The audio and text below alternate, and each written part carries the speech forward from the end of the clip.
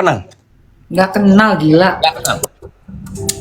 Dan kalau dilihat di rekaman, saya sampai meluk Dokter Oki dari belakang untuk melindungi, jangan sampai mungkin dia kena tampar, kena pukul, kena ludah. Bener. Gitu. Ya, jadi saya melakukan. Dokter Oki nggak perlu punya bodyguard sampai ratusan orang, cukup punya Pak Sunan Kalijaga aja, saya lindungin. Iya benar-benar. Ya. Aku ngeliat loh Mas Sunan lagi Ya. itu tuh sama gerombolannya mereka banyak banget lagi mereka Banyak, tuh berapa itu banyak orang. sekali. Dan apa yang dikhawatirkan kejadian.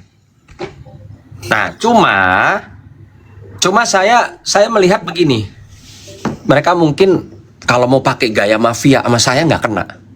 Ya, kalau mereka mau gaya-gaya keras sama saya nggak bakal kena. Kenapa?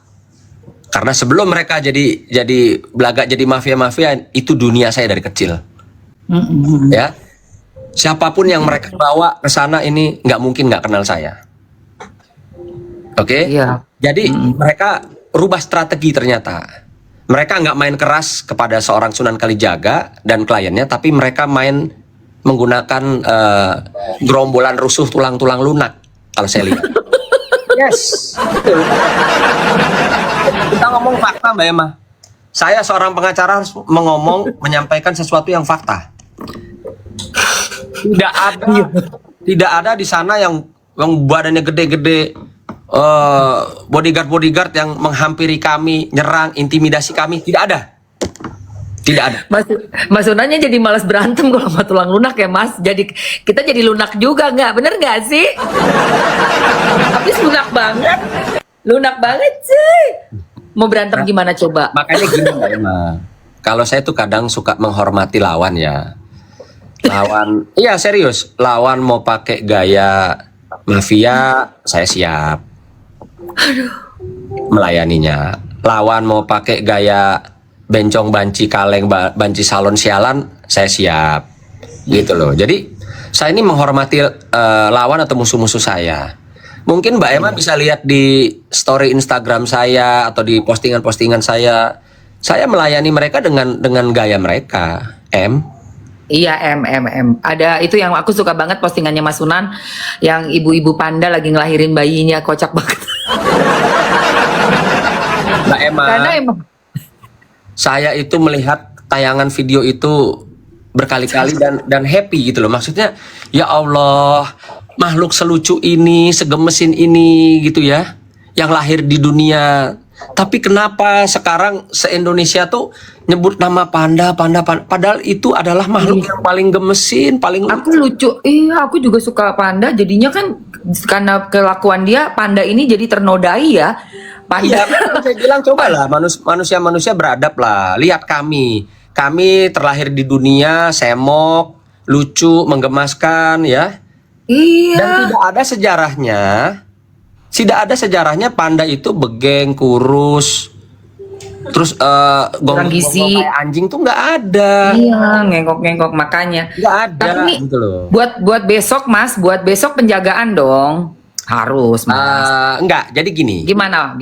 Jadi karena saya dikomplain, saya membawa sesuatu yang untuk melindungi diri saya dari ancaman, saya dikomplain kan, dikoar-koarin. Oke. Tunggu kejutan besok apa yang saya akan bawa ke pengadilan ketika saya mendampingi Dokter Samira atau Doktif. Wow, tuh berarti fix ya guys. Udah pada nanya sama aku Mas.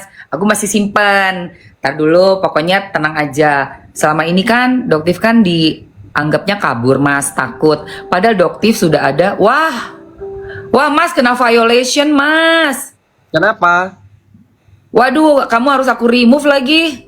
Ya udah nggak apa-apa. Biasalah orang iri. Alah Mas, ya udah nih. Aduh Mas, gimana nih Mas? Nggak apa-apa. As violated. Oke, aduh gimana ini? Ah, ya si Mas. Masih ada nggak? Masih bisa tuh. Kita emang ngomong apa ya?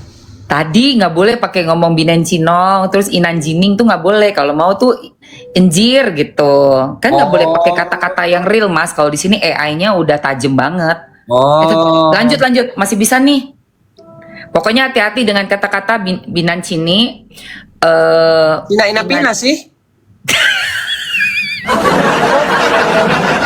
Mas, kita harus pakai bahasa yang di sini tuh bahasanya mesti ya nggak bisa Mas pokoknya ya.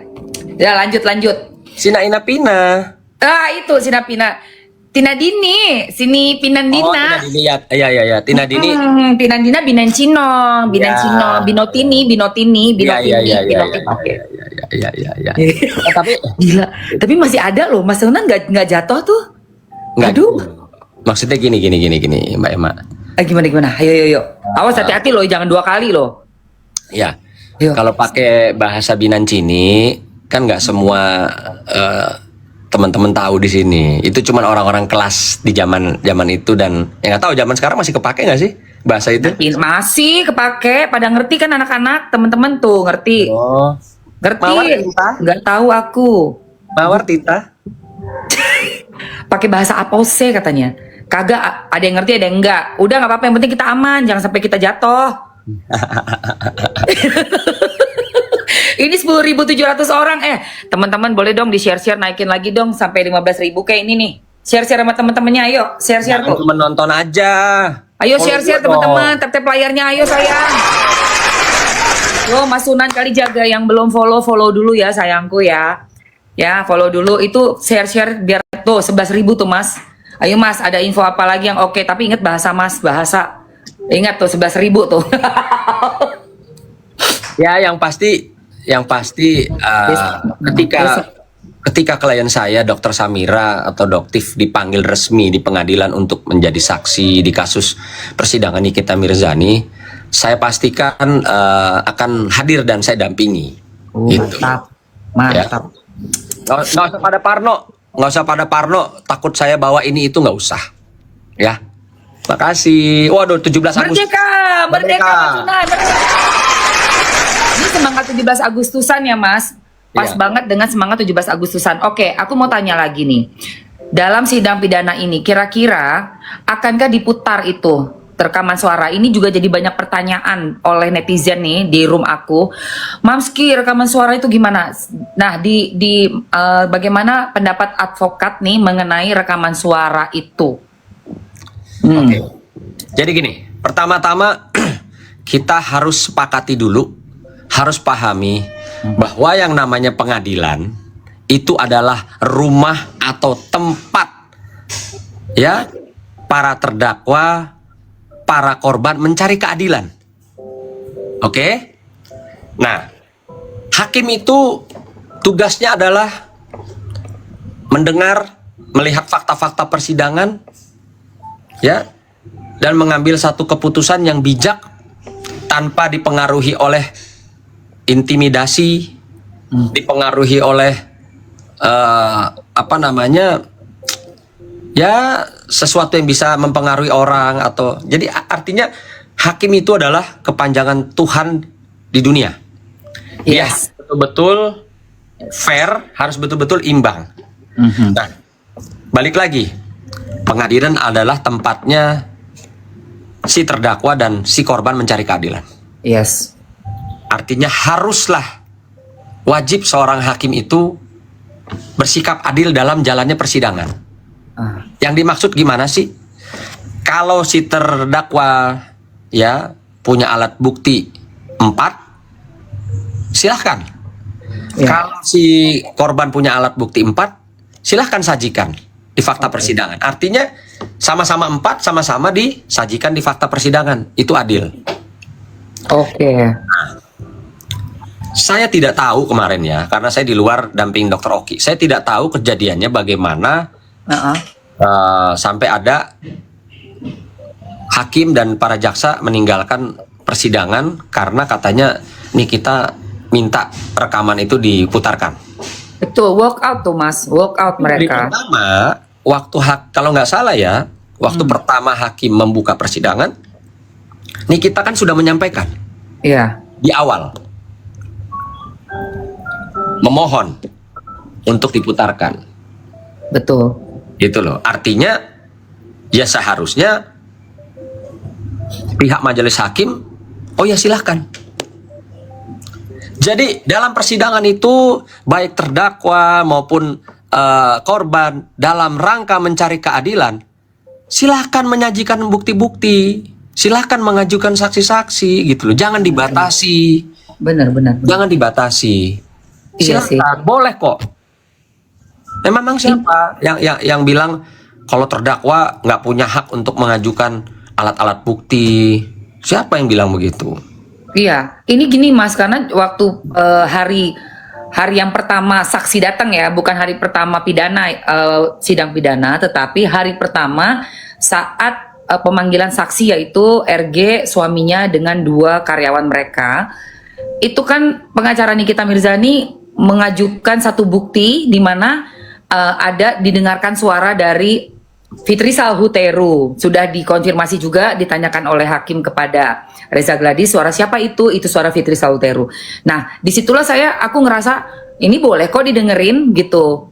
Karena di hari pertama pemanggilan saksi sudah didengerin tuh ada suara yang menyatakan dari Fitri Salhuteru tentang kasus ini. Nah, kenapa bukti yang berikutnya kok malah nggak bisa di-up gitu loh? Nggak mau diperdengarkan gitu loh. Ya itulah makanya saya bilang Ya kan? harusnya ini ya saya juga jadi ikut menghimbau lah ya kepada majelis hakim yang terhormat, kepada terdakwa, jika mereka memiliki alat-alat bukti yang terkait atau berkaitan dengan Kasus ya. persidangan, iya, Ya. dengan kasus gitu loh. Jadi ya kami memohon lah gitu loh. Ini pengadilan, tempatnya si terdakwa dan si korban mencari keadilan. Dan Mbak Emma kan juga ingat kan, apa sih yang dibilang keadilan? Keadilan itu harus berimbang sama-sama. Kalau Nikita melakukan perbuatannya, kesalahan atau kehilafannya itu sebesar kelingking, ya jangan dihukum dia seperti dia melakukan perbuatan sebesar jempol. Betul sekali, Mas. Nah, Ini begitu juga sebaliknya. ya. Saya meminta dalam hal ini pemerintah juga turun tangan dan bisa melindungi masyarakat khususnya dan berlaku adil. Benar. Katakan Nikita saat ini memang sudah jadi terdakwa. Nah, tapi kalau kita lihat, kita duga saat ini berdasarkan dari satu instansi pemerintah yang sudah merilis terkait dengan adanya dugaan produk yang tidak terdaftar atau apalah itu. Ya. Kami juga minta, yuk kita sama-sama minta kepada pemerintah dalam rangka penegakan hukum. Si korban juga harus diperiksa, si korban juga harus diambil tindakan, gitu loh. Itu baru namanya Indonesia adil. Adil, betul. Ya, berkeadilan. Jangan yang satu jadi terdakwa, yang satu udah dirilis loh ya, bukan kata Sunan, tapi yang rilis adalah BP POM, Bepom. produknya bermasalah. Betul, Mas. Mana tindakannya? Gitu loh. Karena ini terkait dengan kesehatan masyarakat. Ya, dari awal saya sudah bilang. Contoh, saya tegaskan kepada klien-klien saya, owner skincare maupun owner pabrik skincare, saya bilang sama mereka, saya mau jadi pengacara kalian. Saya mau terima duit dari kalian. Tapi satu, jangan pernah kalian merugikan kesehatan masyarakat, saya bilang. Iya. Kalau sampai saya tahu kalian merugikan kesehatan masyarakat, saya yang akan jeblosin kalian, saya bilang. Ini demi Allah, demi Tuhan, Mbak Emma, saya nyatakan Iya. itu. Iya. Ya, saya nyatakan hal itu kepada para pengusaha skincare dan para pemilik pabrik. Benar. Ya, jangan hanya memikirkan keuntungan, ya, jangan hanya memikirkan kantong kalian sendiri tanpa memikirkan dampak efek ke depannya untuk masyarakat. Ya, saya sudah sampaikan itu. Dan alhamdulillah ada pengusaha skincare yang langsung menarik semua produknya dan membenahi diri. Begitu juga klien saya owner pabrik membeli kembali semua produknya yang dianggap bisa berbahaya ketika digunakan oleh masyarakat. Gitu loh. Nah, Iya. saya juga pernah menyampaikan Mbak Emma terkait skincare. Kenapa sih kalau memang kalian pengusaha beritikat baik, toh dengan cara yang baik, benar dan jujur, kalian juga akan tetap kaya kok. Iya, tetap untung kok. Tetap untung. Artinya gini, contoh, saya pengusaha skincare, saya mau jualan produk anti jerawat, saya mau jualan produk glowing, saya mau jualan produk sunblock misalnya ya. Nah, harusnya itu pengusaha skincare memiliki dokter yang berkompeten ya untuk membuat resep, lalu resepnya dikirim ke pabrik. Oke. Ya. Jadi diskusilah di situ. Dipesen lah, misalnya katakan nggak usah banyak-banyak lah, 100 piece produk, ya, dibikin sama pabrik, lalu pabrik mengirim ke pengusaha skincare. Nah, kalau memang pengusaha skincare ini punya itikat baik, memikirkan kesehatan masyarakat, ya, tidak istilahnya mau nanti gimana ntar deh, toh produknya bukan saya yang buat. Waduh. Ya, kalau para pengusaha skincare di Indonesia ini memiliki hati nurani dan apa ya istilahnya itikat yang baik, memikirkan kesehatan wanita Indonesia pada khususnya, karena kan banyak wanita yang beli ya, dia akan melakukan cek and recheck. Betul. Ya, Betul. apa yang dipesan ke pabrik, Betul. kirim, dicek dulu, random aja deh. Masa nggak punya duit sih dari 100 produk, cek aja. Betul. 5 atau Cek 10 aja. produk, ya kan? Setuju. Ada nggak Betul. kandungan berbahayanya? Ada Yes. nggak? Kalau nggak ada, monggo langsung diteruskan ke penjualan. Tapi kalau ada ditemukan, ya komplain dong. Benar. Karena ini kan menyangkut nama baik dia, menyangkut terutama kesehatan masyarakat. Sesederhana itu kok Mbak Emma, sesederhana. Ya. Ini yang aku sangat sayangkan ya. Mereka buang body semua nih, Mas. Yes, bahkan ada pengusaha skincare yang buang body ke pabrik. Oh, itu kan pabrik yang bikin. Buang body, betul. Sekarang Parah pabrik yang bikin, betul. Atas pesanan siapa? Nah, Anda pesan atas beredar di masyarakat, siapa yang jual? Apakah pabrik atau kalian? justru itu. Itu udah deh. The point is kamu yang menjual, kamu yang harusnya melakukan quality control. Yes, that's it, that's right. Oke. Seperti itu. Wah, kacau sih. Nah, ini ada yang komen kan, jadi nggak mau pakai skincare lokal. Jangan begitu juga sayang. Masih sangat banyak sekali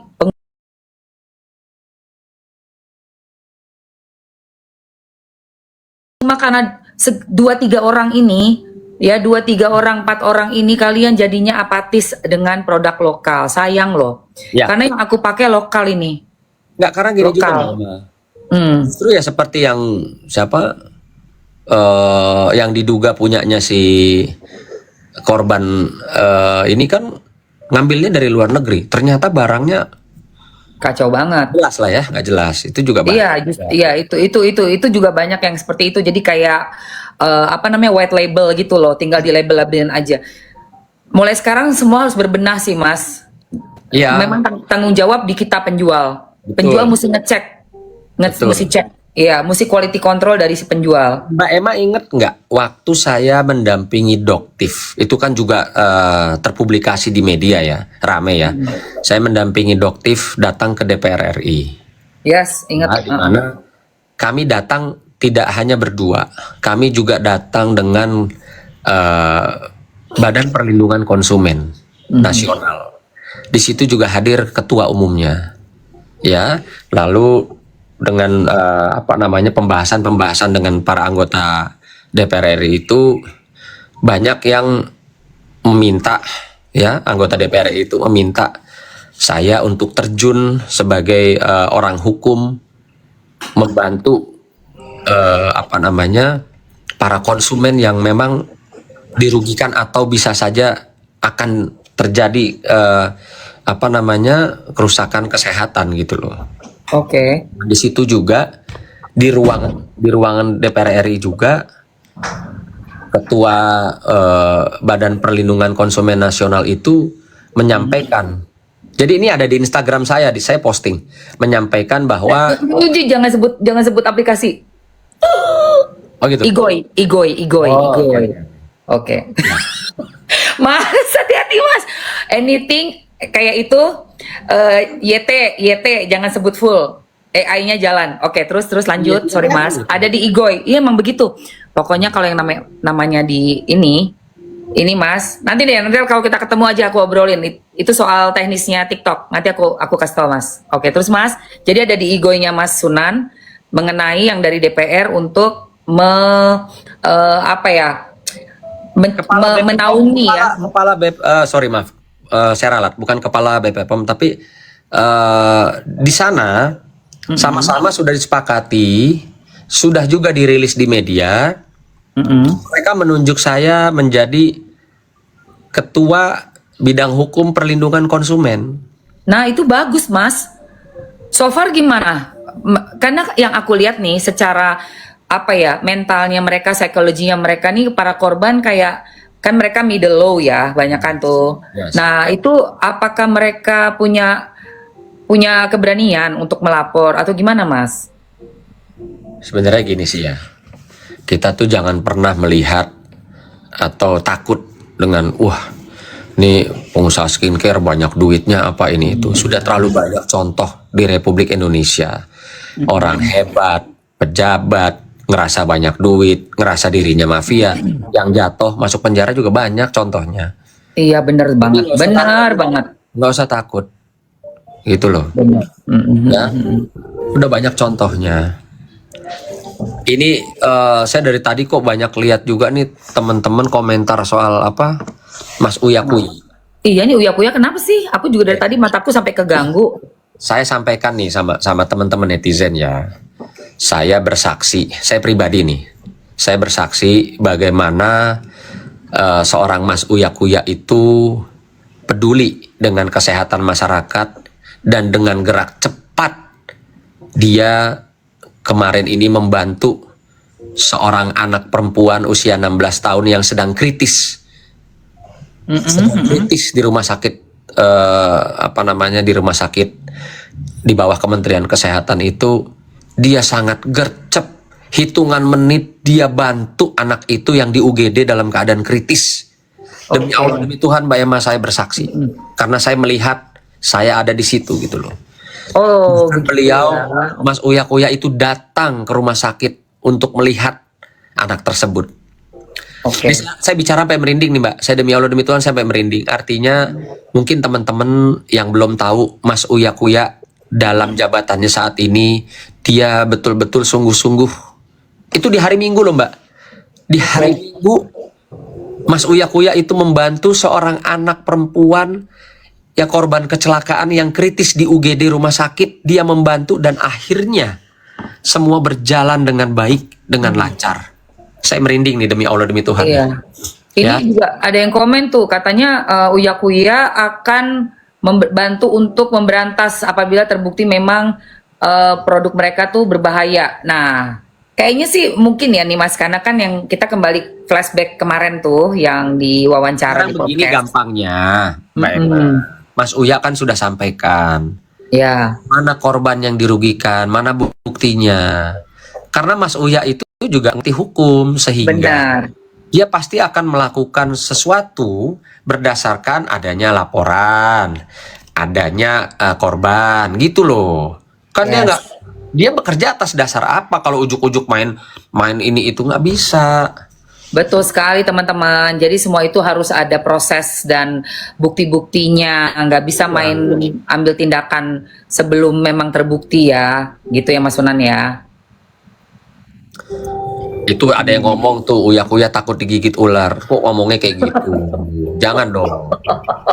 Jangan gitu. Itu orang-orang ini nih, orang-orang rusuh. Coba kita tuh sama-sama harus sabar dan melihat juga dari latar belakang profesinya. Terus juga nggak bisa orang sembarangan menuduh. Dalam hukum itu kan kalau belum apa-apa udah kita mungkin melakukan tindakan malah bisa berbahaya buat kita juga, begitu kan Mas? Ya, betul. Itu. Betul. Ya dan mungkin juga dalam gimana? Ya kayak saya misalnya ada ya kayak kemarin ya ada orang ngadu bawa bukti. Nah baru saya bisa jalan, bisa bekerja. Oke, Gitu. betul sekali Mas. Saya mau jalan, mau bekerja atas dasar apa gitu. Iya benar-benar. Kalau nggak salah memang ya seperti itu ya, di hukum itu semuanya harus ada pembuktiannya gitu. Pembuktiannya kalau nanti juga kasus Nikita Mirzani ini ternyata buktinya Nikita lebih kuat, mungkin bisa bebas ya Mas. Nah ini kan kita lagi